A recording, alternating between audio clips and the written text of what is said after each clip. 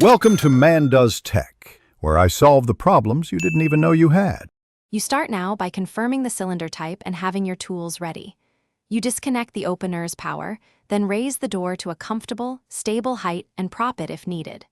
Next, remove the interior trim or lock-facing screws. Keep screws organized. You'll expose the retaining screw or cam.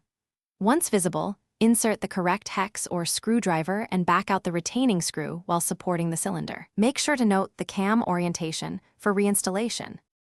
With the retaining screw out, rotate the plug to align the cam hole and gently pull the cylinder straight out. Avoid twisting hard.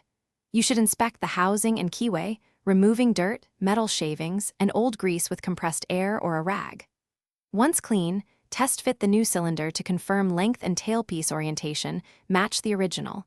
Otherwise trim or choose the proper backset. Apply a thin film of graphite or recommended lubricant and make sure the new cam will engage smoothly. Insert the new cylinder straight in with the cam oriented exactly like the original. Push until the tailpiece seats fully. Reinstall and tighten the retaining screw while holding the cylinder in place so it doesn't shift. Now test the key. Lock and unlock slowly, then cycle the door 5 times to verify smooth engagement and that the opener senses lock position. If the key binds or the door won't latch, loosen the screw slightly, realign the cam, and retest. This realignment fixes most issues. Thanks for watching. If you found this helpful, don't forget to like and subscribe.